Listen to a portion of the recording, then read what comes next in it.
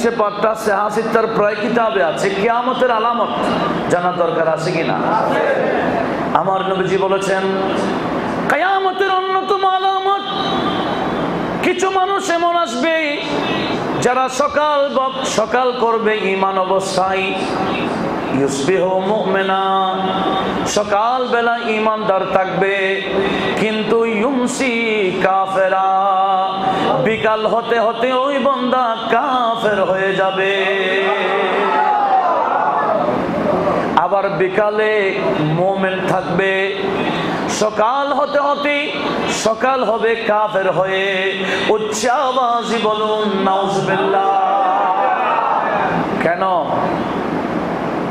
ওই যে ইয়াজিদি বক্তার ওয়াজ শুনেছিল, এটা বিশ্বাস করেছে, বাস ইয়াজিদিদের যেভাবে ঈমান নাই, ইয়াজিদিদের কথা শুনে যারা ভক্ত হয়ে যায় এরা কি আর ঈমানদার থাকে?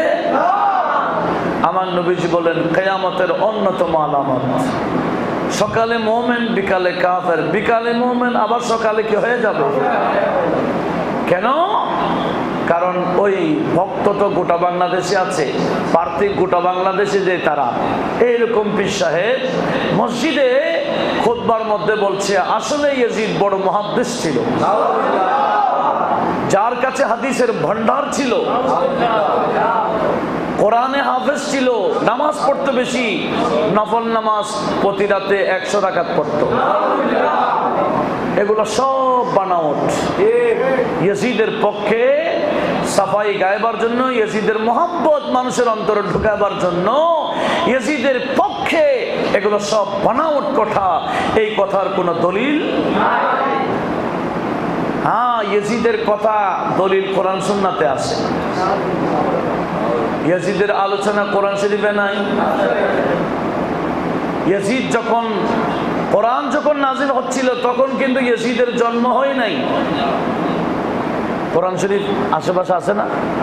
আমাকে দেন, আপনারা অবশ্যই এগুলা জানার দরকার আছে, আছে কি না? আখিরি জামানায় ইয়াজিদ এবং ইয়াজিদি মুসলমান চেনা আমাদের আবশ্যক। আল্লাহ পাক সুবহানাহু ওয়া তাআলা সবাইকে বুঝে হেদায়েত দান করুক। একটু আওয়াজ দিয়ে বলুন না আমিন। কি বলছিলাম? কোরআন শরীফের মধ্যে সব আলোচনা আছে কিনা? আপনাদের মনে না থাকতে পারে, কিন্তু এখানে বেশ কিছু ধারণ হচ্ছে। হ্যাঁ, এদিকে রাখ। এই বাংলা কেন না থাকলে একটু খেয়াল করি আমরা। তবে আপনাদের নোট রাখতে হবে, আমি যেগুলো আলোচনা করব এগুলা জাস্ট এদিকে শুনে ওদিকে পার করে দিলে হবে না। এগুলো এমনভাবে শুনবেন যাতে পরবর্তীতে আমরা আমাদের ভাইদেরকে বোঝাইতে পারি, বিশেষ করে আমার পরিবারবর্গদেরকে বোঝাইতে পারি। আল্লাহ সবাইকে সে তৌফিক দান করুক। একটু জোরে বলুন না আমিন। সেটা হচ্ছে, দেখেন, আমি প্রথমেই আপনাদেরকে কোট দিচ্ছি কোরআনে পাকের একটি আয়াত, যে আয়াতটি সূরাতুন নাহল আয়াত নাম্বার 89। প্রথম যেটা আয়াত দিচ্ছি আপনাদের মনোযোগ আছে তো? এমন ভাবে শুনবেন যাতে অপরকে বরাবর শোনাই দিতে পারেন। দরকার আছে কি না? প্রথমে কোট দিচ্ছি কোরআন শরীফে সূরাতুন নাহল। নাহল একটা আছে না? সেই সূরাতুন নাহল, মধুপুকের বাসাকে নাহল বলে। এই নাহল নামক সূরাতে আয়াত নাম্বার হচ্ছে 89। কত? 89 নম্বর আয়াত। আমার আল্লাহ কি বলেন? ওয়ানাজ্জালনা আলাইকাল কিতাব। ইয়া রাসূলুল্লাহ, আমি আল্লাহ আপনার কাছে এমন একটা কিতাব নাজিল করেছি, তিবিয়ানুন লিকুল্লি শাই, যে কোরআনের মধ্যে সব কিছুর বর্ণনা আমি আল্লাহ কোরআনের ভিতরে ঢুকাই দিয়েছি। জোরে বলুন সুবহানাল্লাহ। কম্পিউটার যেভাবে এক একটা ফাইল করে, প্রতিটা ফাইলের এক একটা নাম দেয়, আবার ওই ফাইলের আন্ডারে আরো ফাইল থাকে না? কোরআন শরীফের এক একটা আয়াতের কত আলোচনা, কত আলোচনা, এক একটা আয়াতের ভিতরে কত ফাইল আমার আল্লাহই ভালো জানে। একটু জোরে বলুন না সুবহানাল্লাহ। যত আলোচনা হতে পারে আমার আল্লাহ সব আলোচনা শিক্ষা দিয়েছেন বন্ধু নবীকে। আর রহমান আল্লামাল কোরআন খালাকাল ইনসান, এরপরে কি? একটু জোরে বলেন আল্লামাহুল বায়ান, মানে তাফসীর। সেই নবীকে আল্লাহ কোরআন নয় শুধু কোরআনের বয়ান সহ, কোরআনের তাফসীর সহ শিক্ষা দিয়েছেন। একটি আয়াতের যত আলোচনা হতে পারে সব কিছু আমার আল্লাহ নবীর সিনার মধ্যে সেন্ড করে দিয়েছেন। আচ্ছা, আমি আপনাদের থেকে জানতে চাই, নবীজির এলম বের হয়ে এরকম একটা দরজা আছে না? নবীজির এলমের দরজা বলেছেন নবীজি কাকে? হযরতে মাওলায়ে আলীকে। হযরতে আলী হচ্ছেন এলমে নবীর দরওয়াজা। উনি বলছেন নবীর এলম কত আমি জানি না, তবে তোমরা যদি আমার সামনে, আমি গোটা কোরআনের তাফসীর নই, সূরা ফাতিহাতে 60টি আয়াত আছে। কয়টি? সূরা ফাতিহার 60টি আয়াত। আমি আলী যদি তাফসীর করি, প্রতিটা আয়াতে এত ব্যাপক তাফসীর আমি করে দিতে পারবো। একটি আয়াতের তাফসীরের জন্য 10টি ওট লাগবে। একটি আয়াতের তাফসীরে যদি 10টি ওটের বোঝা হয়ে যায়, 60টি আয়াতের জন্য একটু বলেন না কয়টি? মাওলা আলী যদি সূরা ফাতিহার তাফসীর করলে 70টি ওটের বোঝা হয়ে যায়, এবার বলেন নবীজির ইলমের অবস্থা কি? আজকে অনেকের না জানে, নবী এটা জানে না, নবীর কাছে জ্ঞান নাই, ওই জ্ঞান নাই, সে জ্ঞান নাই, শুধু নাই নাই নাই নাই যারা বলে, আমরা বলবো আসলে তোমাদের কাছে ঈমানও এটা একেবারে ফাইনাল কথা। আল্লাহ সবাইকে বোঝার তৌফিক দান করুন। আরে নাই কোন বলো, নবীকে বয়ান শিখাইলেন কে? কতটুকু বর্ণনা আমি জাস্ট বোঝাবার জন্য বলছি। মাওলা আলী যদি সূরা ফাতিহার 60টি আয়াতের তাফসীর করলে 70টি ওটের বোঝা হয়ে যায়, আর আমার নবীজি গোটা কোরআনের তাফসীর করলে অবস্থা কি হবে? এটার কোনো বয়ান আছে? শেষ আছে? এই এলম নবীকে দিলেন কে? আমাদের দেশে অনেকে নবীর এলমে গায়েব মানে না, অথচ আল্লাহ বলেন আমি দিয়েছি, বান্দা বলে না। তো আমরা কি বান্দার কথা বলবো, মানবো না আল্লাহরটা? সূরা জিন আছে না? হাফেজ সাহেব পাশে কিনা? পাশে। সূরা জিন, এটা 29 পারা মনে হয়। আচ্ছা যাক, আমি সূরা জিন আয়াত নাম্বার হচ্ছে 26 এবং 27। কত? একটু নোট রাখেন না। সূরা কি? জিন। মাশাআল্লাহ, আমার এক ভাই নোট করতেছে, আমি মোবারকবাদ, ধন্যবাদ জানাচ্ছি, যাতে আরেকজনকে বুঝাইতে পারেন। এরকম মাহফিলে আসলে প্রত্যেকে কলম খাতা নিয়ে আসা দরকার, যাতে কিছু শিখে আরেকজনকে শিখাইতে পারি। দরকার আছে কিনা? কোন সূরা? জিন মানেন তো? জিন টিন নাই? আছে সূরা জিন। অনেকে বলে জিন টিনি গুলো কে আবার বিশ্বাস করে না। কি রে ভাই, তুমি জিন মানো না? সূরা জিন সরাসরি একটা সূরার নাম। মসজিদে জিন আছে মক্কা শরীফে, মসজিদে জিন, যেখানে জিন্নাতরা এসে আমার নবীজির ওয়াজ, এই কোরআনে পাকের তেলাওয়াত শুনেছিল। সূরা জিনের মধ্যে আয়াত নাম্বার কত দিলাম? যেখানে আমার আল্লাহ বলে আলিমুল গায়বি ফালা ইউযহিরু আলা গায়বিহি আহাদা ইল্লা মান ইরতাদা মির রাসূল। আল্লাহ বলেন গায়েবের বাস্তব মালিক আমি আল্লাহ। আমি আল্লাহ হলাম আলিমুল গায়ব। ফালা ইউযহিরু আলা গায়বিহি আহাদা। আমি আল্লাহ আমার গায়বী ইলম যাত্রার সামনে প্রকাশ করি না। আমার গায়বী ইলম আমি যাকে তাকে দিই না। ইল্লা মান ইরতাদা মির রাসূল। রাসূলের মধ্যে যাকে আমি আল্লাহ পছন্দ করি, আমি আল্লাহ ওই বন্ধু রাসূলকে গায়বী ইলম দান করি। নবীকে গায়বী ইলম দান করেছেন বলে কে? কোন রাসূলকে গায়বী ইলম দেন? মানির তাদামের রাসূল। রাসূলের উপর যে রাসূলের উপর আমি আল্লাহ রাজি। এবার আমি আপনাদের থেকে জানতে চাই, আমাদের রাসূলের উপর কি আল্লাহ নারাজ? আল্লাহ বলেন গায়েবের ইলম আমার কাছে, আমি যাকে তাকে ওই ইলমটা দিই না, ওই রাসূলকে দিই যে রাসূলের উপর আমি আল্লাহ রাজি। এখানে আমাদের নবীর নাম নেই নাই। আয়াতের মধ্যে কি সরাসরি আমার নবীর নাম আছে?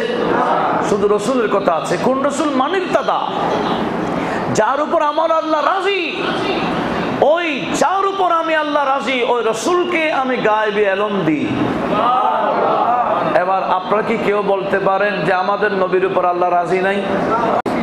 হ্যাঁ, আরে ভাই এটা না, আমরা চাই আল্লাহকে রাজি করতে। আল্লাহ বলেন বন্ধু আমি চাই আপনাকে রাজি করতে।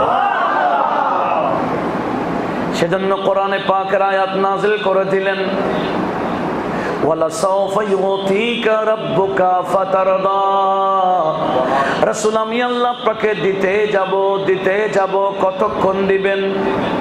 আমার আল্লাহ বলেন ফাতারদা, যতক্ষণ আপনি নবী রাজি হবেন না, আপনি যতক্ষণ রাজি হবেন না আমি আল্লাহ আপনাকে দিতে যাব। তো যতক্ষণ রাজি হবেন না ততক্ষণ দিবেন, অর্থাৎ রাজি হওয়া পর্যন্ত দিতেই থাকবেন কে? তাহলে ওই নবীকে রাজি করতে চান কে? আপনারা আমার ওয়াজ বুঝতেছেন? কিন্তু বন্ধু নবীকে রাজি করতে চায় কে? এই আয়াতগুলোর তাফসীর করতেছেন, তরজমা করতেছেন আলা হযরত কাব্য আকারে। বলেছেন গোটা খোদার খোদাই আল্লাহকে রাজি করতে চায়, আর আল্লাহ চাই বন্ধু নবীকে রাজি করতে। खुदा की रज़ा चाहते हैं दो आलम, खुदा की रज़ा चाहते हैं दो आलम, खुदा चाहता है रज़ाए मुहम्मदी, खुदा चाहता है रज़ाए मुहम्मदी, खुदा चाहता है रज़ाए मुहम्मदी, खुदा चाहता है,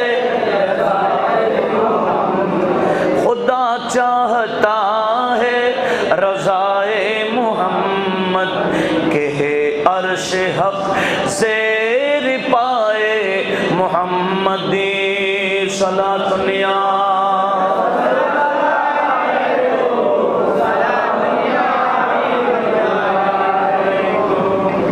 আল্লাহ বন্ধু নবীকে কি করতে চান? রাজি করতে চান। আর এই আয়াতে বলে যে রাসূলের উপর আমি আল্লাহ রাজি, তাকে আমি আল্লাহ গায়েবী ইলম দান করি। কি আপনারা কি আল্লাহর কোরআন মানবেন, না বন্দারা নবী গায়েব জানে না বলে এই কথা মানবেন? যারা নবী গায়েব জানে না বলে এরা কি আসলে আমার নবীর পক্ষের মানুষ? দাবি করেছে নবীর উম্মত, আসলে উম্মত হলো ইবলিসের। সব সময় নবীর শানে বেয়াদবি করা। একটু আওয়াজ দিয়ে বলুন না নাউজুবিল্লাহ। আসুন আমি অনেক দূরে চলে যাচ্ছি। কি বলতে চেয়েছিলাম, কোরআনে নাই এমন কোন বিষয়, সব কিছুর বর্ণনা আমার আল্লাহ বলেন আমি কোরআনে পাকে বর্ণনা করেছি। তাহলে ইয়াজিদের বর্ণনাও কোরআনে থাকবে কিনা? আমি আপনাদেরকে নোট দিচ্ছি, সূরা মরিয়ম। কোন সূরা? সূরা মারইয়াম আয়াত নাম্বার 59। আপনারা শিক্ষিত সমাজ একটু বোঝার চেষ্টা করুন। কোন সূরা দিলাম? সূরা মারইয়াম আয়াত নাম্বার কত? সেখানে কি বলেছেন আমার আল্লাহ একটু লক্ষ্য করুন। সেখানে আল্লাহ বলেন ফাখালাফা মিন বাদিহিম খালফুন আদাউস সালাতা ওয়াত্তাবাউশ শাহাওয়াত ফাসাউফা ইউলকাউনা খাইয়া। আমার আল্লাহ বলেন আমার বন্ধু নবীর পাশে যারা বসে আছে, আমার বন্ধু নবীর সাহাবীদের পরে এমন কিছু বান্দা জমিনে আসবে। ফাখালাফা মিন বাদিহিম, বাদিহিম মানে সাহাবাদের পরে, সাহাবাদের পরে এমন কিছু বান্দা আসবে, এরা কি করবে? আদাউস সালাতা, এরা নামাজ পড়বে না। কি করবে না? আর কি করবে? ওয়া আদাউস সালাত ওয়াত্তাবাউশ শাহাওয়াত, নামাজ তো পড়বে না, পড়বে না, মন গড়া চলবে, শরীয়ত বিরোধী কাজ করবে, নবীজির সুন্নাত নবীজির শরীয়তের ধার ধারবে না। কেন দৌড়াদৌড়ি করতেছেন বুঝছিলাম, একটু খেয়াল করি। আর উঠিও দরকার নেই, বসে থাকো, কাউকে কিছু দেওয়ার দরকার নেই। আমরা এখন রুহানি খোরাক নিচ্ছি, এগুলা আমি বন্দার আমার অদমরও রুহের খোরাক চলছে। আপনারা যারা বসেছেন আপনাদের রুহেরও খোরাক চলছে। কোরআন সুন্নাহর আলোচনা ইমানদারের রুহের কি একটু খেয়াল করি, মনোযোগ কামনা করছি। কি বলছিলাম? আমার আল্লাহ বলেন সাহাবাদের পরে এমন কিছু বান্দা আসবে, কি করবে? আদাউস সালাত, নামাজ বরবাদ করে ফেলবে, নামাজ পড়বে না। তারপরে কি করবে? ওয়াত্তাবাউশ শাহাওয়াত, নিজেদের মন গড়াই চলবে, মনে যা চাই তা করবে। এরকম বান্দা এখনো আছে কিনা? মনে যা চাই, মনে চাচ্ছে ল্যাংটা হয়ে রোডে হাঁটতে, বললেন হাঁটতেছে, মনে চাচ্ছে বেহায়াপনা করতে, মনে চাচ্ছে পিকআপ একটা ভাড়া করে সাউন্ড সিস্টেম ফিটিং করে রাস্তায় নাচতে। বস নাচে না? এরকম বন্ধ আপনারা দেখেন নাই মনে হয়? পিকআপ কতগুলো ভাড়া করে সাউন্ড সিস্টেম ফিটিং করে তুরফুলের মতো নাচে। কেন? ওই মনে চাচ্ছে। আবার মনে চায় অনেকে শরাব পান করে লুড হয়ে রোডে রোডে পাগলামি করে, এরকমও বন্ধা আছে কিনা? এরা এরকম করে কেন? মনে চায় বিদায়। শরীয়তে জায়েজ আছে কিনা সেটা আপ দেখে না, একটু আওয়াজ দিয়ে বলুন না নাউজুবিল্লাহ। আমার আল্লাহ বলেন সাহাবাদের পরে এমন কিছু বান্দা বের হবে যারা নামাজ পড়বে না, মনে যা চায় তা করবে। আমার আল্লাহ বলেন নামাজ পড়বে না, মনে যা চায় তা করবে। ফাসাউফা ইউলকাউনা গাইয়া, তাদেরকে গায়ে নামক জাহান্নামে নিক্ষেপ করা হবে। জোরে বলুন নাউজুবিল্লাহ। আয়াতের অনুবাদটা একটু খেয়াল করেন। সাহাবীদের পরে আসবে, নামাজ পড়বে না, মন গোড়া চলবে, তো কি হবে? ফাসাউফা ইউলকাউনা গাইয়া, গায়ে নামক জাহান্নামে তাদেরকে নিক্ষেপ করা হবে। একটু জোরে বলুন না নাউজুবিল্লাহ। আচ্ছা, এখানে কোন ইয়াজিদের নাম আছে? আপনারা ভালো করে খেয়াল করেন, আয়াতের মধ্যে ইয়াজিদের কোন নাম আছে? কি বলেছেন? সাহাবীর পরে আসবে, নামাজ পড়বে না, মন গড়া চলবে। কখন আসবে সেটা হাদিসে, এটা কোরআন শরীফে নাই। কখন আসবে এটা বর্ণনা করেছেন যিনি, যাকে আমার আল্লাহ তাফসীর শিখাইছেন। আল্লাহ যাকে তাফসীর শিখাইছেন উনি কে? আমাদের নবী, ঠিক কি না? এবার আমাদের নবীর হাদিসে পাক শোনাতে চাই আপনাদেরকে, যে হাদিস কানা কোথায় আছে এটা রেফারেন্স দিব, তারপরে হাদিসটা বর্ণনা করব। আল্লাহ শুনে আমাদের ঈমান মজবুত করার তৌফিক দান করুন। সেটা হচ্ছে, দেখেন আল বিদায়া ওয়ান নিহায়াতে আল্লামা ইমাদউদ্দিন ইবনে কাসির 8ম খণ্ড 230 নম্বর পৃষ্ঠাতে হাদিসটার সনদ উল্লেখ করেছেন, হাদিসটা বর্ণনা করেছেন। আল বিদায়া ওয়ান নিহায়া যিনি লিখেছেন ওনার নাম আল্লামা ইমাদউদ্দিন ইবনে কাসির। উনি কত বড় আলেম এরা সৌদি আরবরা ভালো জানে। সৌদি আরবরা তাফসীর বেশি পড়ে ওনারটা। কাটটা আল্লামা ইবনে কাসিরের তাফসীর সৌদি আরবের মধ্যে পাঠ্য কিতাব। কেন? ওরা ওনাকে বেশি গুরুত্ব দেয়, সেজন্য ওনার রেফারেন্সটা আমি দিচ্ছি। আমার নবীজি কি বলেছেন? হযরত আবু সাঈদ খুদরি হাদিস বর্ণনা করছেন, قال سمعت رسول الله বড় করে বলুন সাল্লাল্লাহু আলাইহি ওয়াসাল্লাম ইয়াকুল।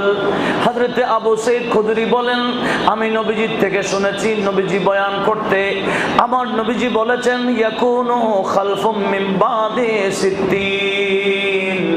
আল্লাহ যে বলেন সাহাবার পরে বের হবে, কখন বের হবে কোরআনে নাই, কিন্তু হাদিসে পাকে আমার নবী বলেন ইয়াকুনু খালফুম বাদা সিত্তিন।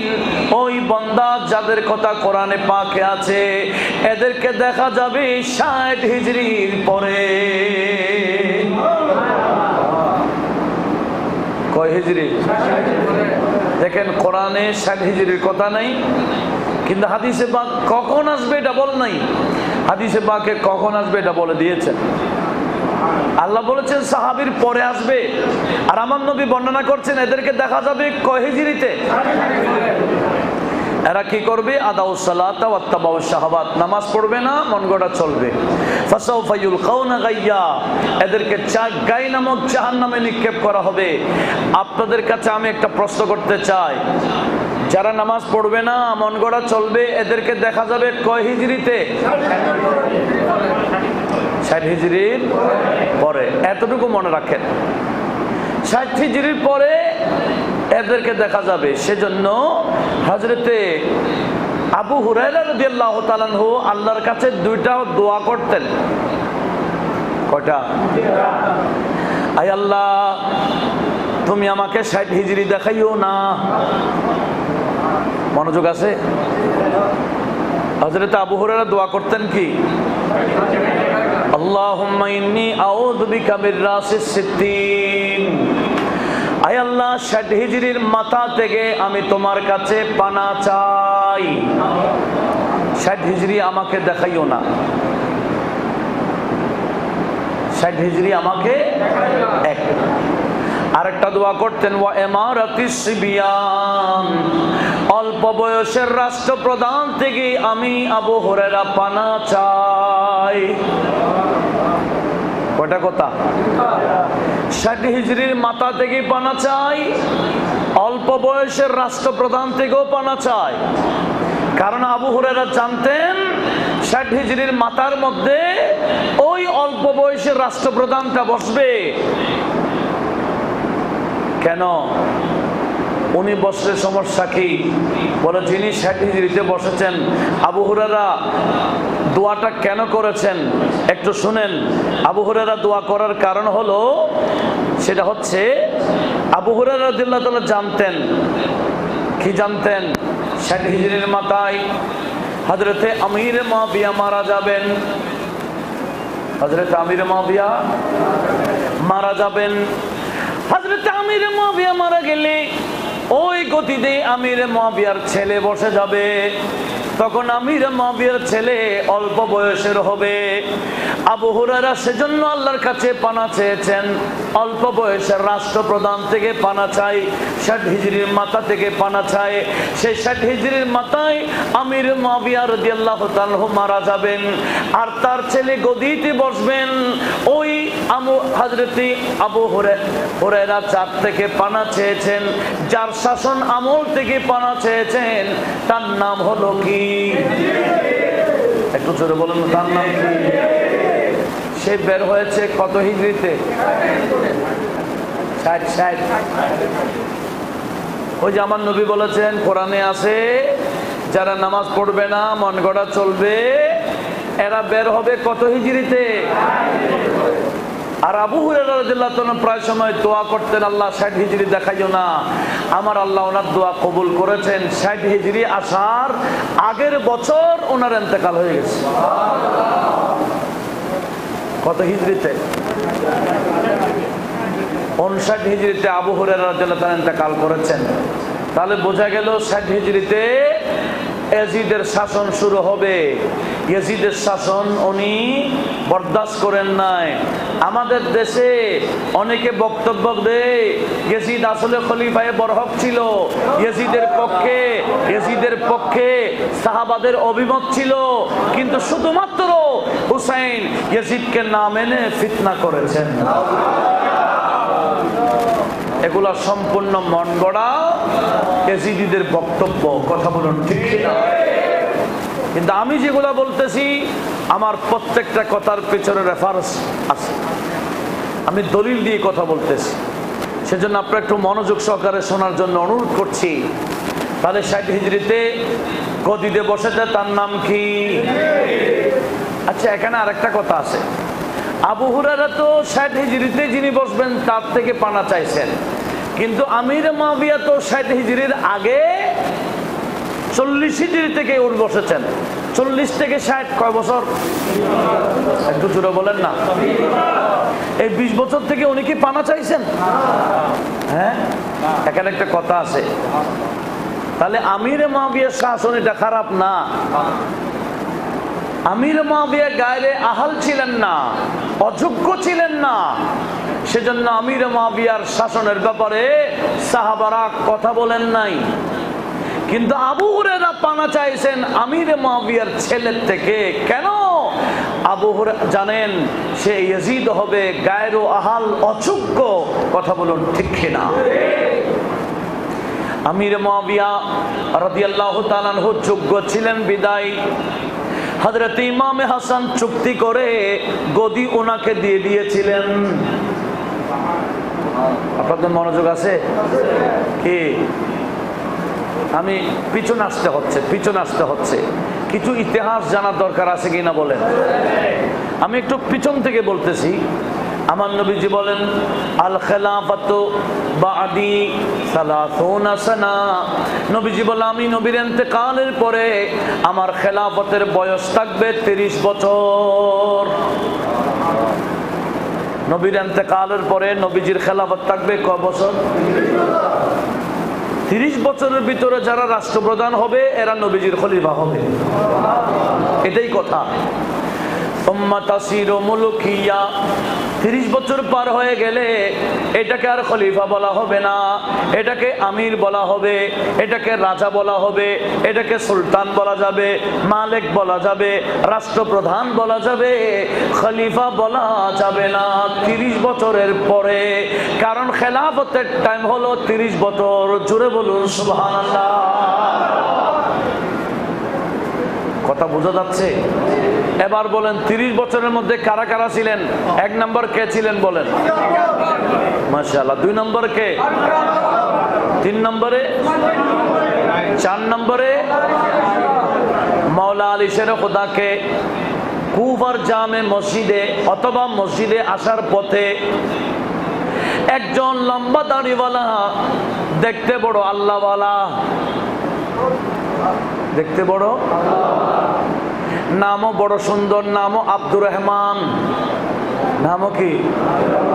নামও সুন্দর, চেহারা সুন্দর, দেখতে আল্লাহওয়ালা। এইরকম একজন বান্দা মাওলা আলী শের খোদাকে শহীদ করেছে। তার নাম খারেজি। সে ছিল খারেজিদের সর্দার। খারেজি চিনেন? আমরা তো খারেজি চিনি না।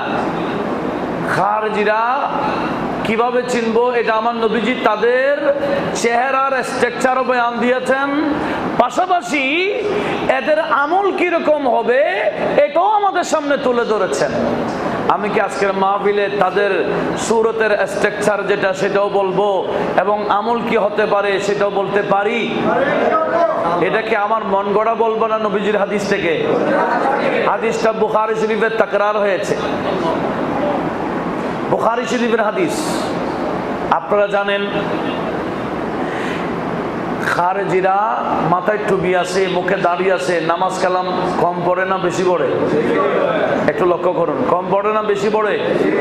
এদের ব্যাপার আমার নবী বলেন খারেজি চিনার আলামত কি?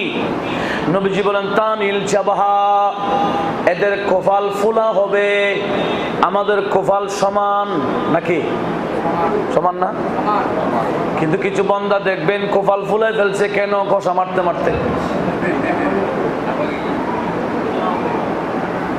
কষা মারতে মারতে কপাল কি হয়ে যেতে, কি বিশ্রী লাগে, ফুলা হয়ে যায়, থেমা পড়ে যায়, ফুসকা পড়ে যায়, আছে কি না? এটা কি এমনি পড়বে না ইচ্ছা করে? নবীজি বললেন খারেজে চিনার আলামত অনেক আছে, তার মধ্যে তাদের কপালে ফুলা হবে, এদের মুখে পোড়া মুখে দাড়ি হবে, কাসুল্লাহিয়া হবে, পোড়া মুখে দাড়ি। আর কি হবে? মুখগুলা ফুলা ফুলা হবে। আর কি হবে?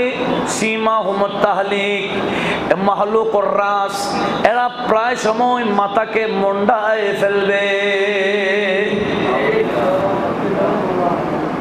এরা মাথাকে কি করে ফেলবে? সব প্রায় সময় মাথা মুন্ডায় ফেলবে। আমরাও মাথা মুন্ডাই, কখন? উমরা করলে, কখন? হজে গেলে, তখন মাথা মুন্ডানো ওয়াজিব। কথা বলুন ঠিক কিনা? কিন্তু এমনি অজাতে কোনো কারণ ছাড়া মাথা মুন্ডানো, আমার নবী বলেন এটা হচ্ছে খারেজি চিনার অনেক বড় একটা আলামত। এইদিকে এত এলাকায় এরকম না থাকলে এই রোডে আসা যাওয়া তো দেখেন, হ্যাঁ, এরকম স্থানীয় না থাকলেও এদিকে এই রোডে আসা যাওয়ার সময় দেখেন না আপনারা? একটু খেয়াল করবেন এদের কপালগুলা কত ফুলা, দাড়ির অবস্থা কি।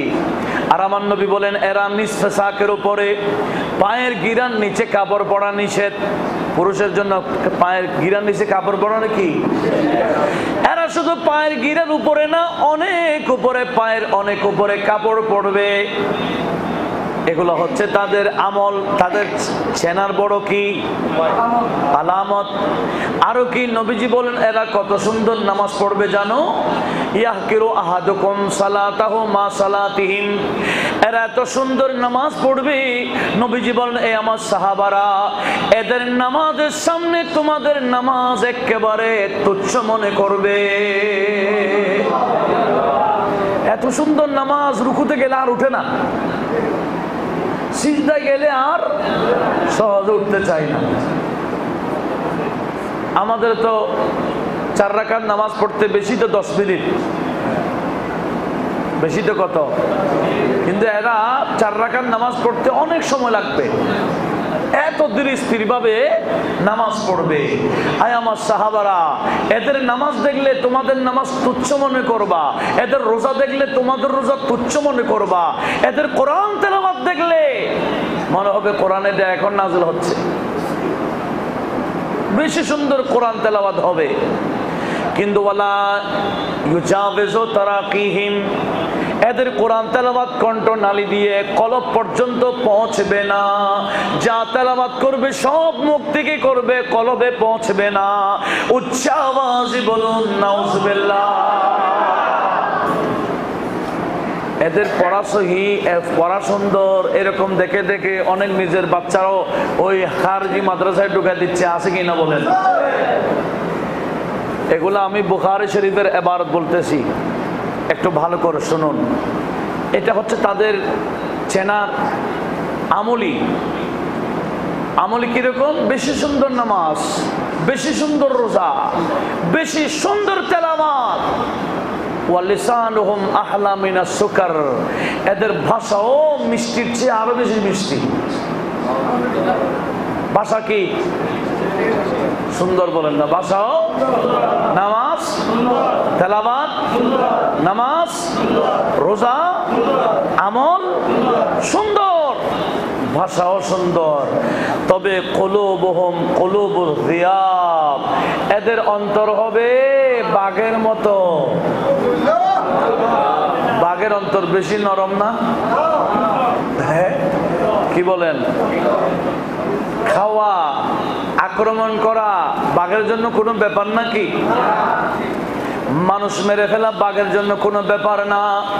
নবীজি বলেন যাদের নামাজ সুন্দর, রোজা সুন্দর, তেলাওয়াত সুন্দর, ভাষা সুন্দর, এদের কলবগুলা বাঘের মতো। ওইরকম সুন্দর মানুষ মারাকে কোনো ব্যাপার না। এমনকি মাওলা আলী শেরে খোদাকেও মেরেছিল এরা। জুড়ে বলুন নাউজুবিল্লাহ। ইমাম হোসেনকে মেরেছে একটু জোরে বললেন কারা? এরা। শহীদ নুর ইসলাম ফারুকীকে মেরেছে কারা? গাজী দিনুল্লাহ শের বাংলা রহমতুল্লাহ আলাইহিকে এই খন্দকের জমিনে মারছে কারা? এরা। মানুষ মারা এদের জন্য কোনো ব্যাপার। আমরা মাঝে মাঝে দেখি এরা ছোট ছোট মাসুম বাচ্চা যাদেরকে কোরআন মুখস্থ করাবার জন্য দিয়েছে মা বাবা, কত আশা নিয়ে মাদ্রাসায় দিয়েছিল, কিন্তু এরা কি করে ওই বাচ্চাদের উপর জুলুম করে মেরে পানির মধ্যে ফেলে দেয়। এক মাসও হয় নাই ফেনীর আলোচনা, গত এক মাস হয় নাই, 2 সপ্তাহ পার হবে। ফেনীর মধ্যে ফুলগাজীতে এরকম একটা ঘটনা ঘটেছে, কি ছেলেকে মেরে পানির মধ্যে ফেলে দিয়েছে। এদিকে পাহাড় কি বলে টাকার পাথরের দিকে কি বাগান একটা আছে না, এই সেগুন বাগান, আইওয়া এই সেগুন বাগানে মেরে খাটের নিচে ঢুকে রাখছে। ওদিকে অক্সিজেনের পূর্ব দিকে অনন্য আবাসিক এলাকা হচ্ছে, ওই নতুন একটাই কি হাসপাতাল হয়েছে। এই হাসপাতাল আগে দেখবেন বিরাট এক মাদ্রাসা মসজিদ, ওই মাদ্রাসার মধ্যে ঝুলাই দিয়েছে মেরে। আমি সব ওখানে গিয়েছি, আলোচনা করেছিলাম, কিছুদিন আমাদের আন্ডার হয়েছিল, আবার এরা সরকারিভাবে নিয়ে ফেলছে। ছেলেকে মেরে ঝুলাই দিয়েছে। এগুলো আমি যেগুলো জানছি এগুলা না বলতেছি। হ্যাঁ, এরকম কত বাচ্চাকে মেরে গায়েব করে ফেলেছে। মানুষ মারা এদের জন্য কোনো ব্যাপার না। কেন? এদের কলব কিসের মতো? একটু জোরে বলেন না, কলব কিসের মতো? আক্রমণ করা, মারা, এটা তাদের জন্য কোনো ব্যাপার। তাহলে আমরা কি খারেজি চিনব? খারেজিদের কাছে মসজিদের কোনো গুরুত্ব নাই। এই খারেজি ইয়াজিদিরা মসজিদে নববীর মধ্যে 3 দিন পর্যন্ত নিজেরাও নামাজ পড়ে নাই। মসজিদের মধ্যে তাদের ওঁট গোলা গোলা বেঁধে মসজিদ সহ নাপাক করে ফেলেছিল। এই খারেজিদের কাছে মসজিদের কোনো গুরুত্ব নাই। এরা মসজিদে জুতা মারতে আমরা দেখেছি চট্টগ্রামে। কথা বলুন ঠিক কিনা? বেশি দিন হচ্ছে নাকি? চট্টগ্রামে খতিব সাহেবকে জুতা মারতে গিয়ে এই জুতাগুলো অনেক সময় কোরআন শরীফের উপর পড়ছে। হায় রে হায় রে হায় রে, মসজিদে কিভাবে মারামারি করে। তাহলে বোঝা গেল এই খারেজিদের কাছে মসজিদের কোনো গুরুত্ব নাই। কি আপনারা কি রাগ করতেছেন? এগুলা ইমান বাঁচাবার জন্য বলতেছি। হুসাইন শাহর মাহফিল যখন, হুসাইনি কথা বলতেই হবে। কথা বলুন ঠিক কিনা? আল্লাহ সবাইকে হুসাইনি হয়ে কবরে যাওয়ার তৌফিক দান।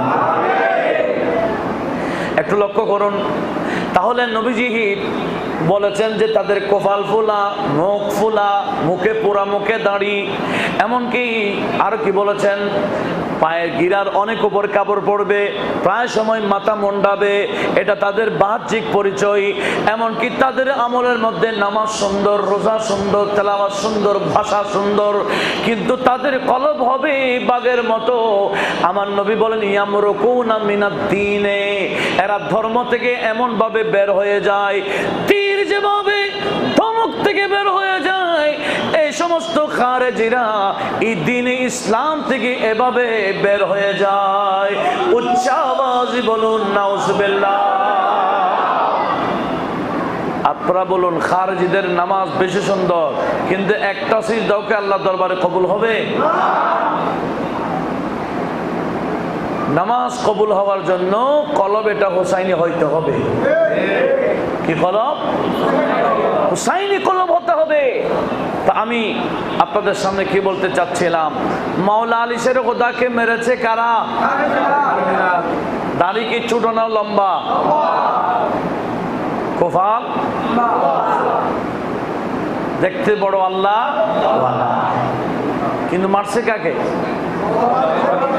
আল্লাহু আকবার। যিনি আহলে বাইতে মুস্তাফার অন্যতম সদস্য মাওলা আলী শের গোদাকে মেরেছে। ওই জামান নবীজি বলেছেন আমার খেলাফত চলবে কয় বছর? যখন এই খারেজি মাওলা আলী শের গোদাকে মেরেছিল তখন 30 বছর পূর্ণ হয় নাই, আরো 6 মাস বাকি ছিল। আপনারা এই ইতিহাস জানতে হবে, জানলে আপনাদেরকে আর কেউ মিসগাইড করতে পারবে না ইনশাআল্লাহ। বলেন আর কয় বছর বাকি আছে? মানুষের কি করলো? মাওলা আলী শের খোদার বড় ছেলেকে ওই খেলাফতের আসনে বসাই দিলেন। আমি আপনাদের থেকে জানতে চাই মাওলা আলী শের খোদার বড় ছেলের নাম কি? ইমামে হাসান রাদিয়াল্লাহু তাআলা। ওনাকে খেলাফতের আসনে বসাই দিলেন। উনি সুন্দরভাবে 6 মাস দায়িত্ব পালন করলেন। এবার বলেন কয় বছর হলো? 30 বছর পূর্ণ হয়ে গেল। এখন কি আর খেলাফত আছে? বলেন না। নবীজি কি বলেছেন? সুম্মা তাসিরু মুলুকিয়া। 30 বছর পার হয়ে গেলে আর খেলাফত থাকবে না, মুলুকিয়ত এসে যাবে, রাজত্ব এসে যাবে। এখন রাজত্বের টাইম যখন এসে গেল, দেখা গেল মুসলমানের 2 গ্রুপ দেখা যায়। এক গ্রুপ বলে রাজা হওয়ার জন্য আমিরে মুআবিয়া যোগ্য, ওনার পক্ষেও মানুষ আছে, কারণ উনি তখনও 20 বছর শাসন করেছেন দামেস্কে। উনি মোট 40 বছর শাসন করেছে। কে? আমিরে মুআবিয়া। সবাই বলে রাদিয়াল্লাহু তাআলা। এখন মানুষ বলছেন রাজা হওয়ার দিক দিয়ে অভিজ্ঞতা বেশি আমিরে মুআবিয়ার, বিদায় রাজা হিসেবে আমরা আমিরে মুআবিয়াকে চাই। আরেক দল বলে না, খেলাফতের দায়িত্ব পালন করেছেন যিনি 6 মাস, উনি রাজা হিসেবে থাকবে। উনি কে? একটু ছোট বলেন না। উনি কে? ইমামে হাসানের পক্ষেও মানুষ, আমিরে মুআবিয়ার পক্ষেও। এবার আবার দুনো পক্ষে যুদ্ধ করার আশঙ্কা। দুনো পক্ষে যুদ্ধ করার কি? কিন্তু হযরত ইমামে হাসান বলে না, আমার বাবার সাথে আমিরে মুআবিয়ার যুদ্ধ হয়েছিল, তখন আমার আব্বা যুদ্ধ করেছিলেন খেলাফত রক্ষা করার জন্য। এখন তো খেলাফতের টাইম নাই, রাজত্বের জন্য আমি আমিরে মুআবিয়ার বিরুদ্ধে যুদ্ধ করতে রাজি না। আমি আমিরে মুআবিয়াকে ডাকবো, আমি কিছু কন্ডিশন শর্ত দেব, উনি যদি মেনে নেই সুন্দর করে গদিটা ওনাকে দিয়ে আমি মদিনায় চলে যাব। মানুষ গদিতে বসতে পারলে কি ছাড়তে চায়?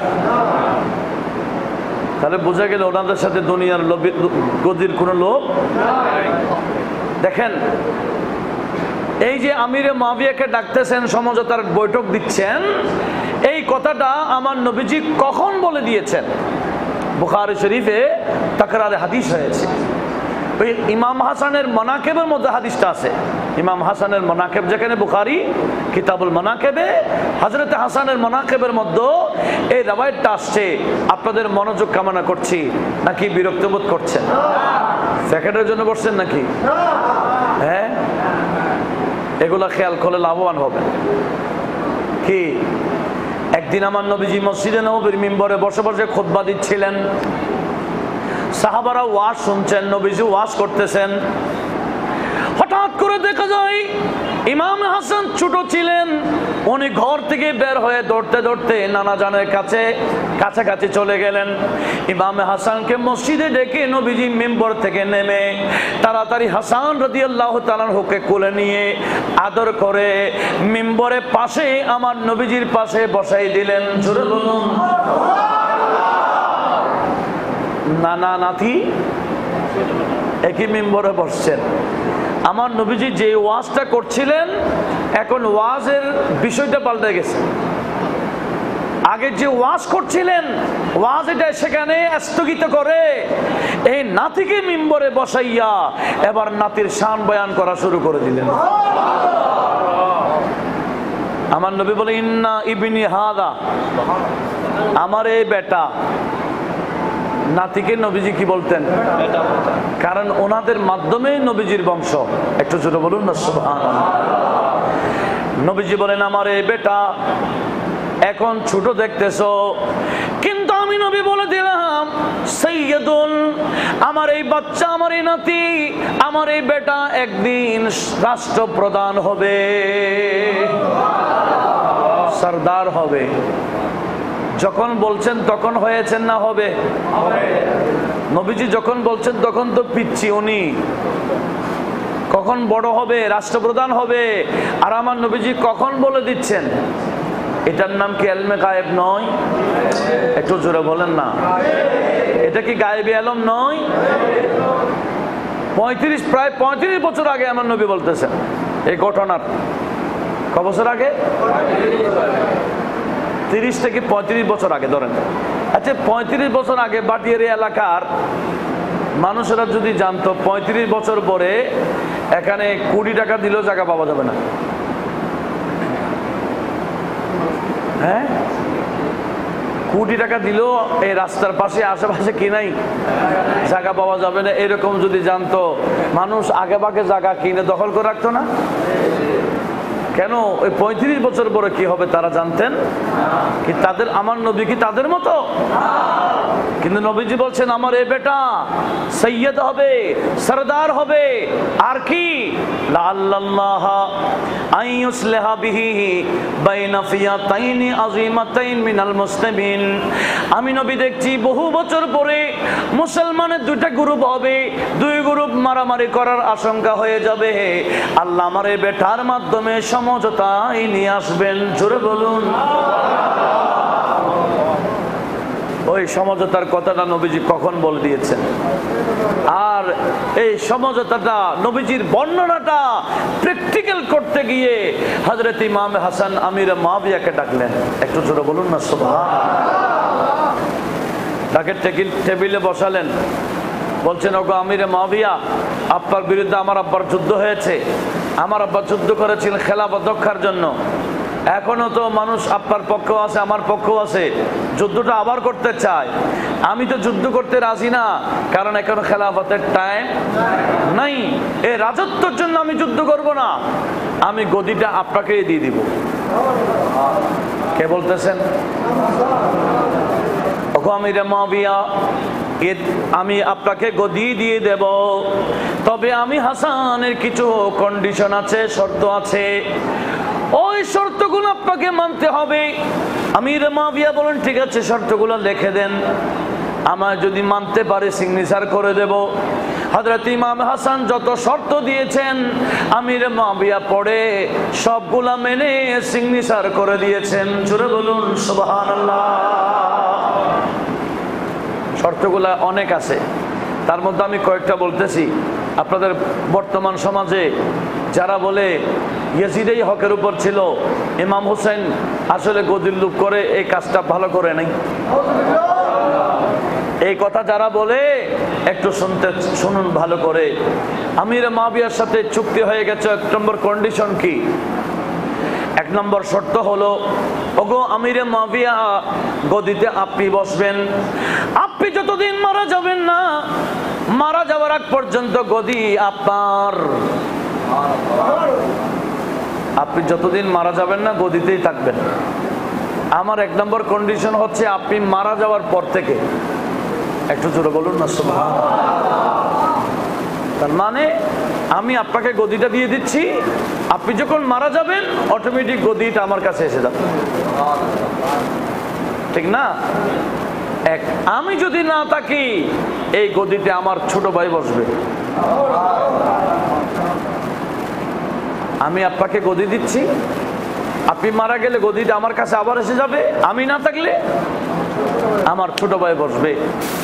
আর এতদিন আমি রাষ্ট্রপ্রধানের দায়িত্ব পালন করতে গিয়ে মাসে মাসে ভাতা নিয়েছিলাম, সেই ভাতা নিয়ে আমি পরিবার চলাইছিলাম।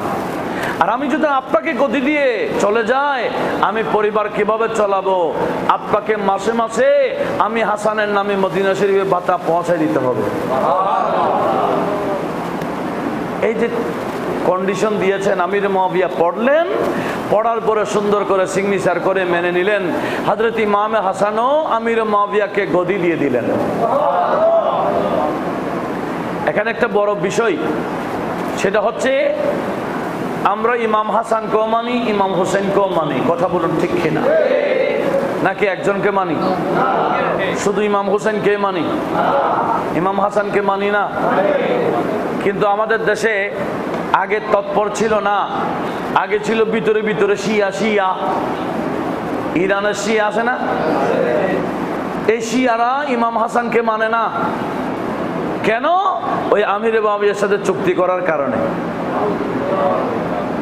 আমি কি বোঝাইতে পারতেছি আপনাদেরকে? আমরা দুজনকে মানি কিনা?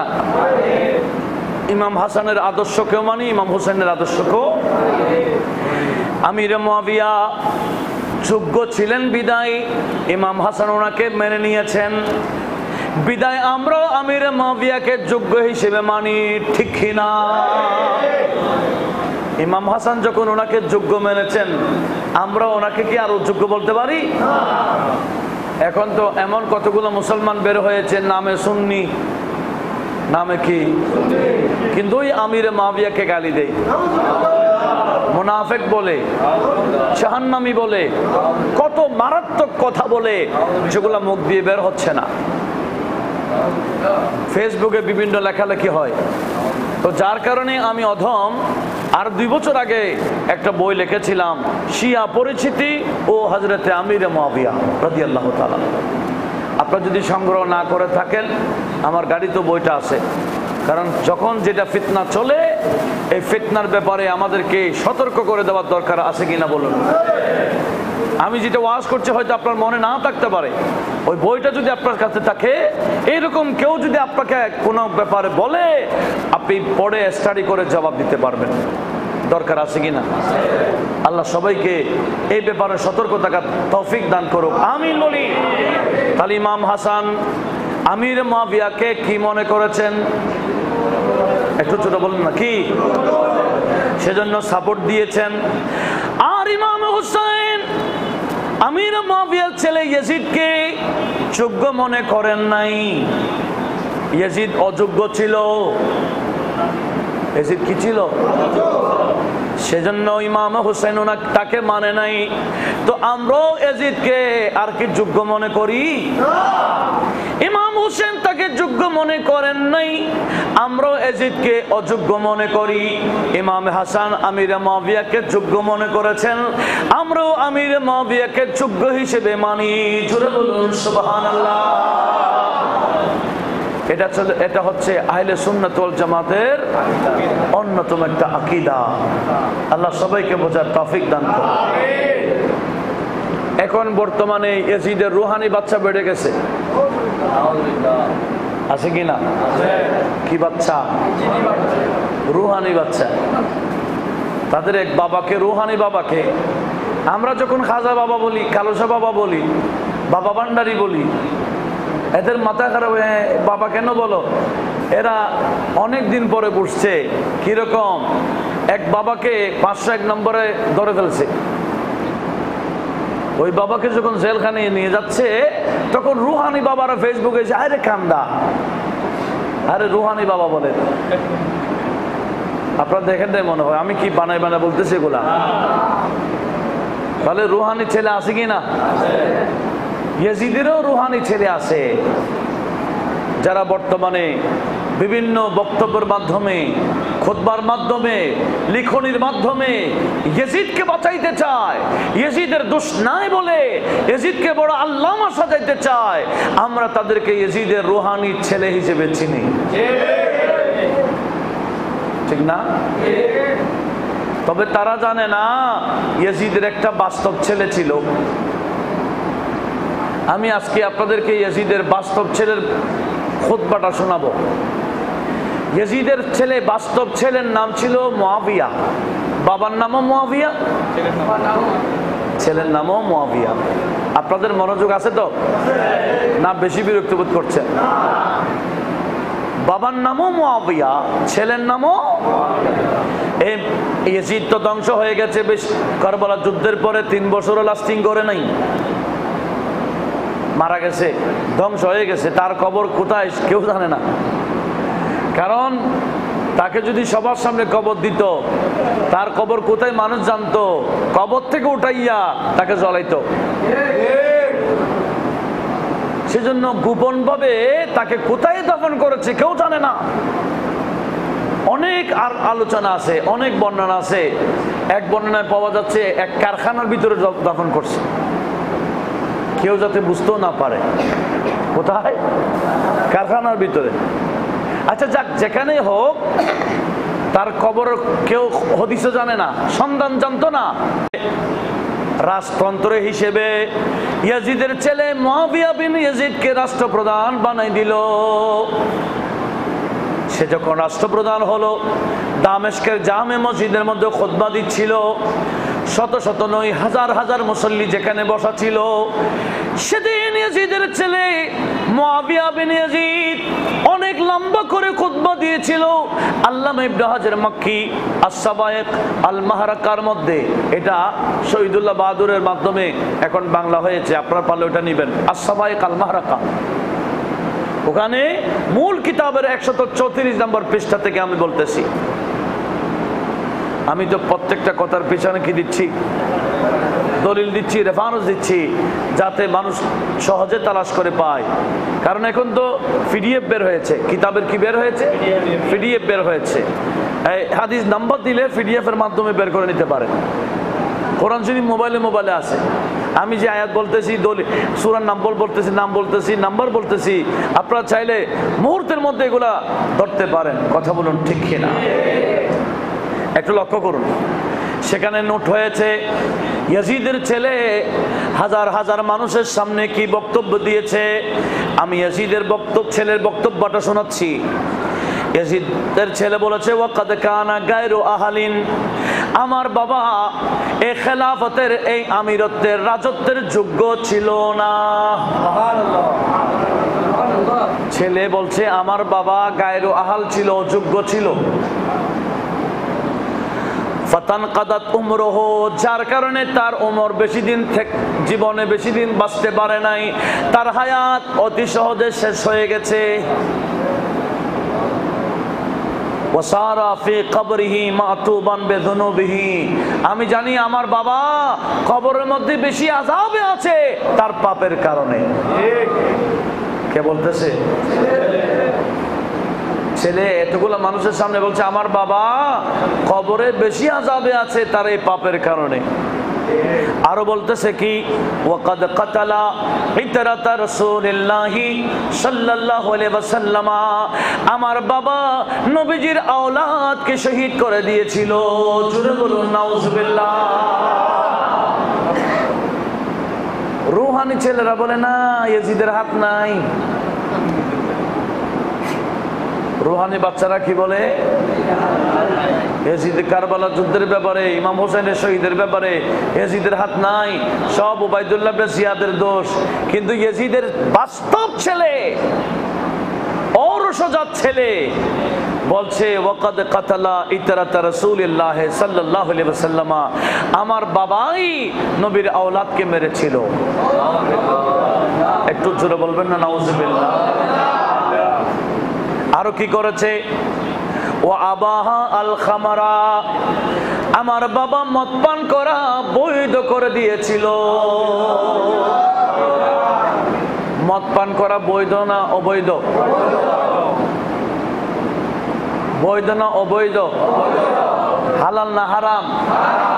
অনেকে হারাম খায় কিনা? শুধু জেনারেল মানুষ না, অনেক সরদারও খায়, অনেক চেয়ারম্যানও খায়, অনেক এমপিও খায়, অনেক মন্ত্রীও খায়, অনেকের নামও আমার জানা আছে, আমি বলতেছি না আর কি। এরকম খাইয়া লুড়িয়ে যায়। এমনি ইলেকশন আগে মাইক লাগাই দেয়, টাকা দেয়, বল বল অমুক ভাইয়ের চরিত্র ফুলের মতো পবিত্র। কোন ভাই ফুলের মতো যে লুড়িয়ে যায়? হ্যাঁ রে হ্যাঁ রে সুবহান। কিয়ামতের ময়দানে আল্লাহ কেটে ফেলবে, জিহ্বা কেটে ফেলবে আমার আল্লাহ। এরকম যে যতটুকু নয় তার যদি উল্টা বিষয়টা মানুষের সামনে তুলে ধরে, আল্লাহ সবাইকে হেফাজত করুক। একটু জোরে বলুন না আমিন।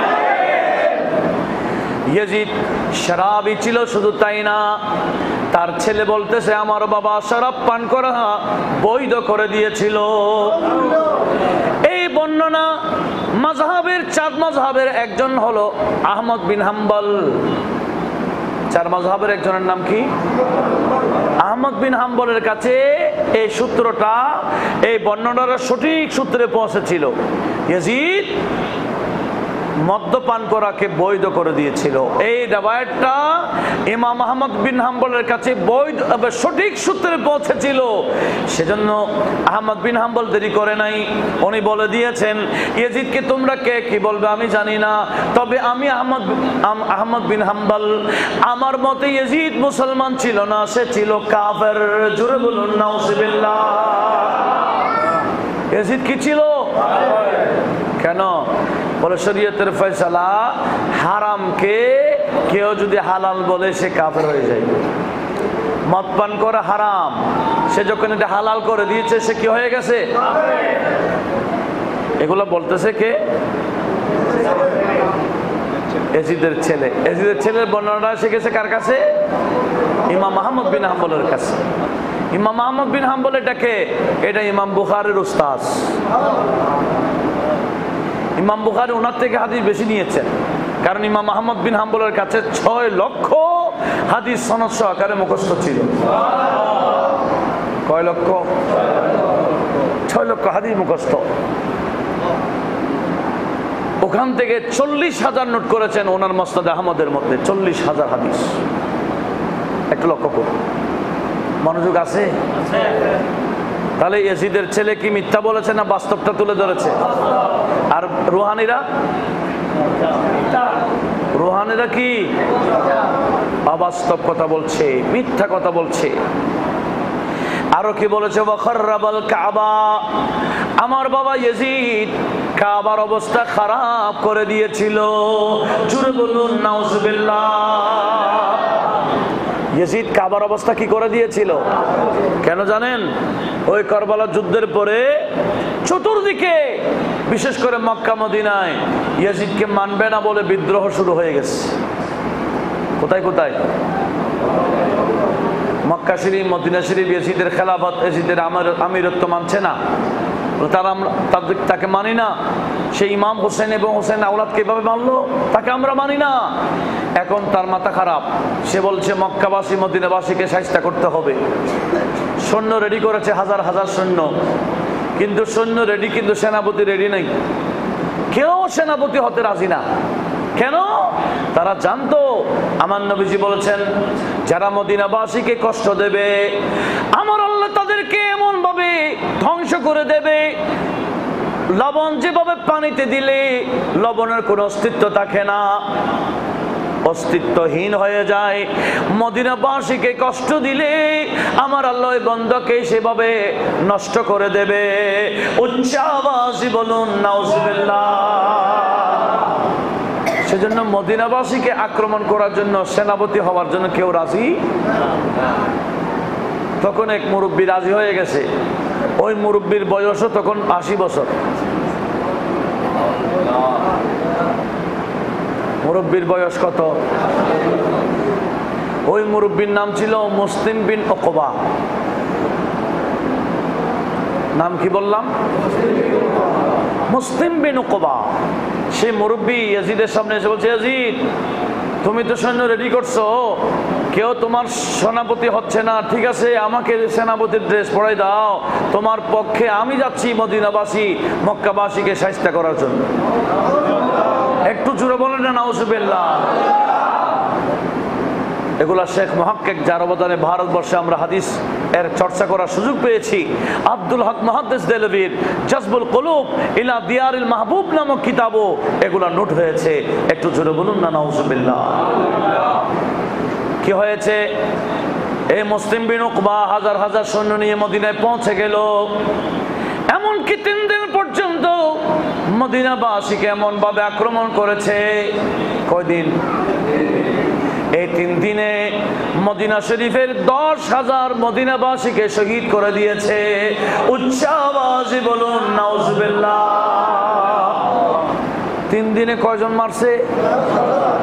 যাকে যেখানে পাইছে শুধু জবে করছে, যাকে যেখানে পাইছে শুধু জবে করছে। ওই যে কলব, এটা কার মতো?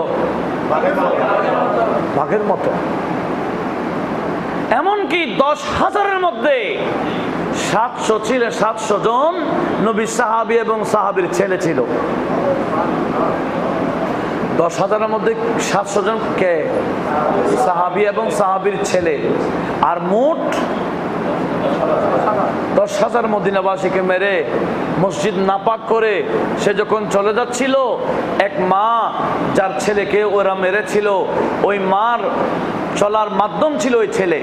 এখন ওই ছেলেকে যখন মেরে ফেলেছে, মার অন্তর ছোট হয়ে গেছে, হাত তুলে দিয়েছে আল্লাহর দরবারে, আয় আল্লাহ, এই মুসলিম বিন উকবার নেতৃত্বে মদিনাবাসীর উপর আক্রমণ করেছে, আমার ছেলেকেও মেরে ফেলেছে। আল্লাহ, আমি তোমার দরবারে ফরিয়াদ করছি, তুমি মুসলিম বিন উকবাকে মারো। তুমি যদি তাকে মারো, আমি মান্নত করে ফেলতেছি, তার লাশ আমি যদি পাই, আমি আগুনের মধ্যে জ্বালাই দেব। জোরে বলুন সুবহানাল্লাহ।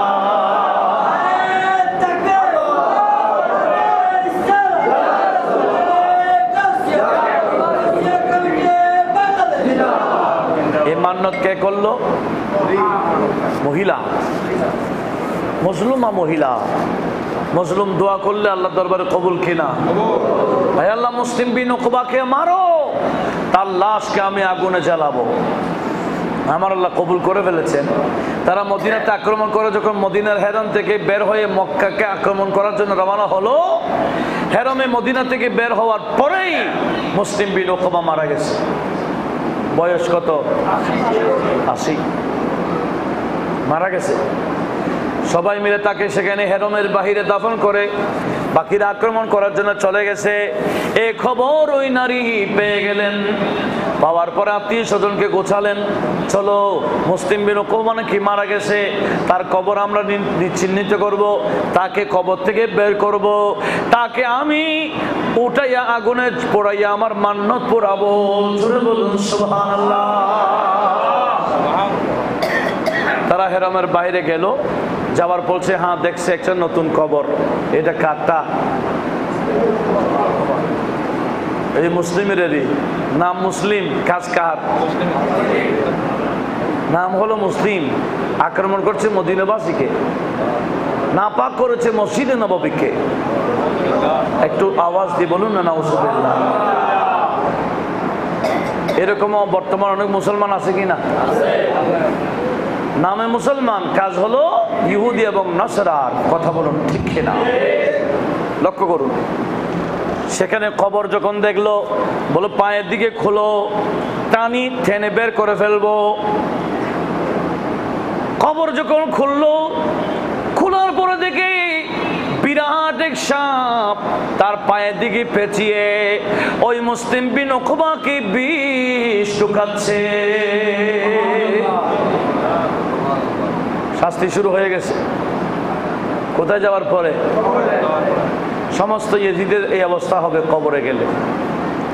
কবরে কি কিসে কামড়াচ্ছে? এরা অনেক চেষ্টা করলো সাপকে তাড়াবার জন্য। দেখা যায় দুনিয়া সাপ হইলে না, লাঠি টাঠি নিলে ফালাইতো। এটা কি দুনিয়ার সাপ? এটা কিসের সাপ? আলমে বরজখের সাপ, কবর জগতের সাপ। ওই সাপকে অনেক ভয় লাগাইলো, সাপ যায় না। বলে ঠিক আছে, পায়ের দিকে সাপটা কামড়াক, আমরা ওদিকে মাথার দিকে টেনে বের করে ফেলবো। মাথার দিকে খোলো। মাথার দিকে যখন খুললো, খোলার পরে দেখে আরেকটা বিরাট সাপ মাথার দিকে কামড়াই। উচ্চ আওয়াজে বলুন নাউজুবিল্লাহ। একটা পায়ের দিকে আর একটা মাথার দিকে। দেখেন,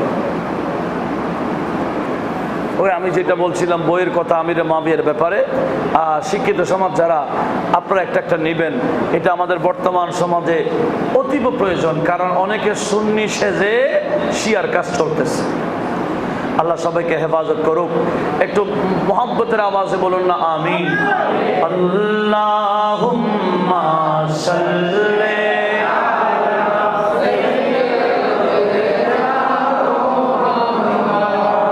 নবীনা শাফিঈনা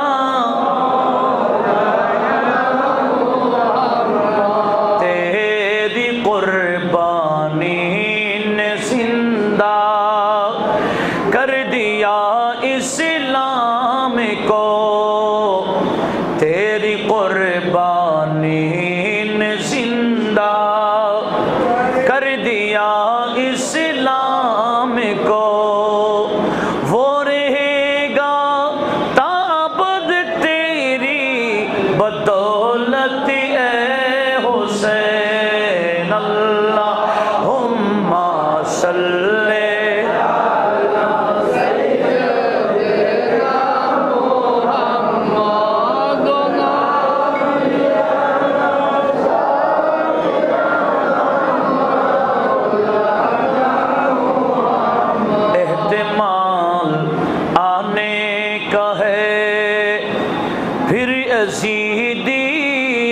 का दौर, एहतिमाल आने का है फिर यजीदियत का दौर, फिर जहां वालों को है तेरी जरूरत है हुसैन। अल्लाहुम्मा सल्ले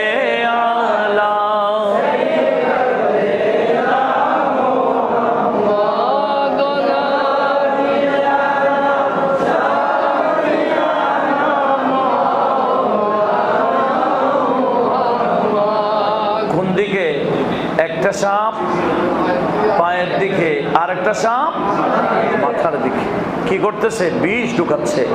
একটু আওয়াজ দিয়ে বলুন না নাউজুবিল্লাহ। তখন ওই মহিলা আল্লাহর দরবারে হাত উঠাই দিয়েছে, আল্লাহ তার লাশ তো পাইছি কিন্তু মান্যত তো পুরানো সম্ভব হচ্ছে না, এই সাপ দুটাকে তুমি তাড়াই দাও, আমি তাকে একটু বের করব, তার লাশ চালাবো।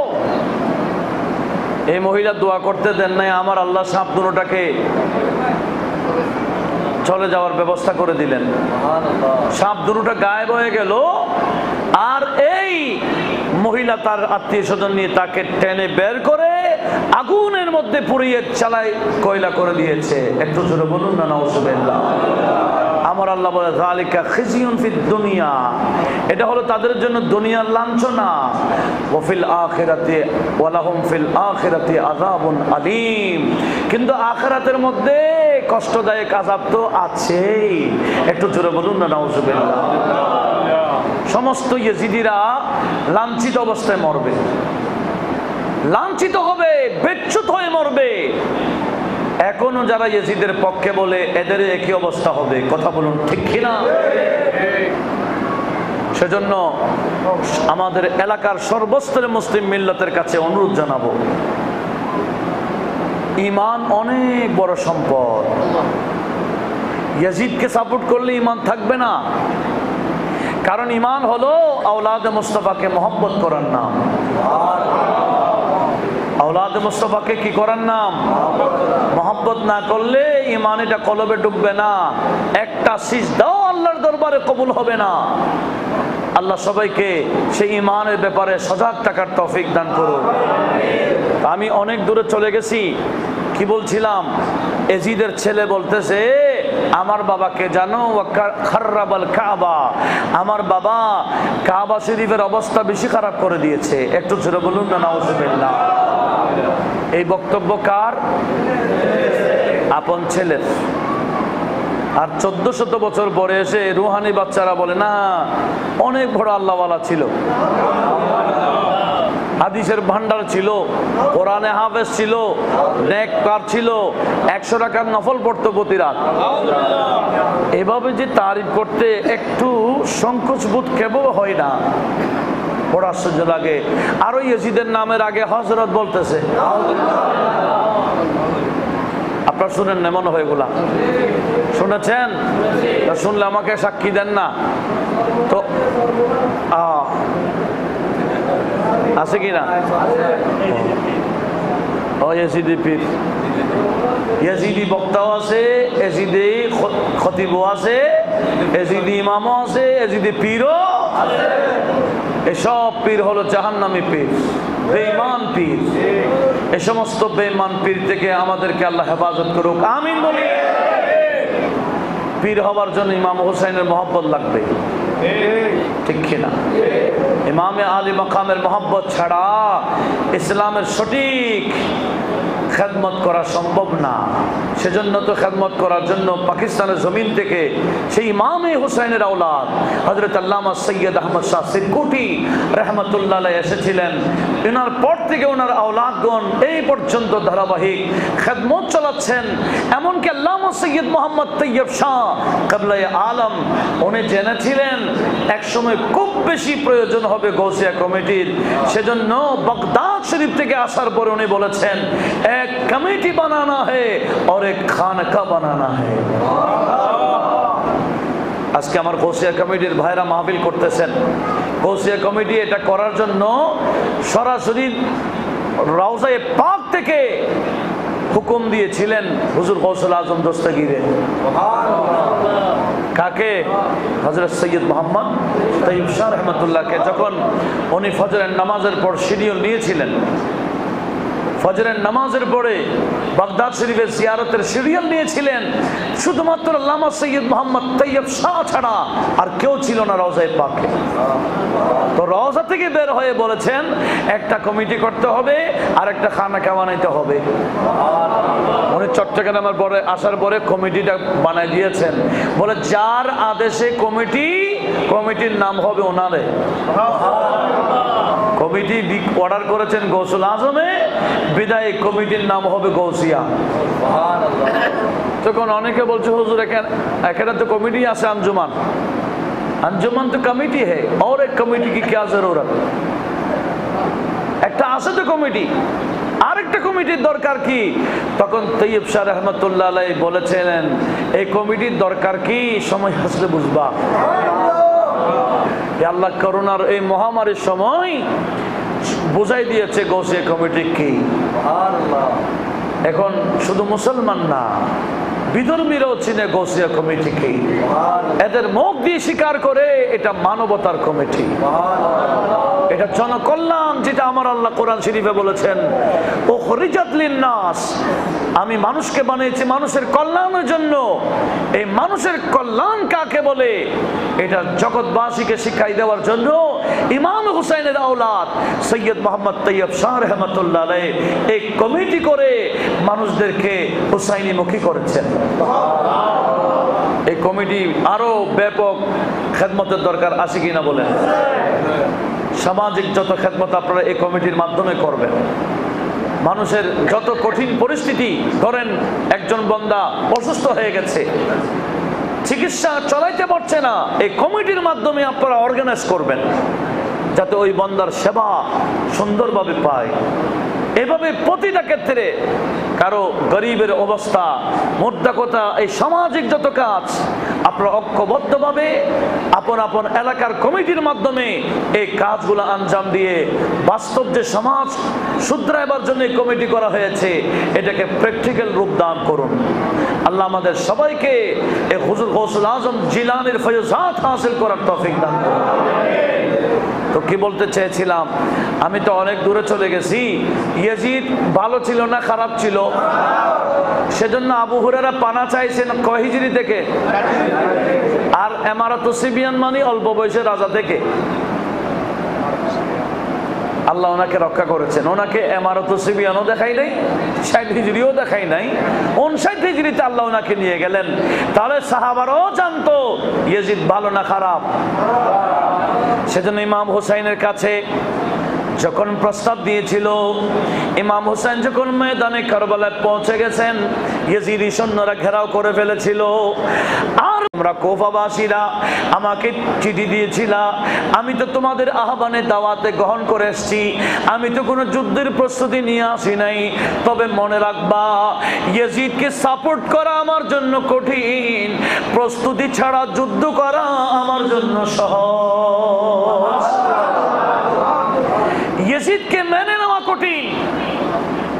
প্রস্তুতি ছাড়া যুদ্ধ করা।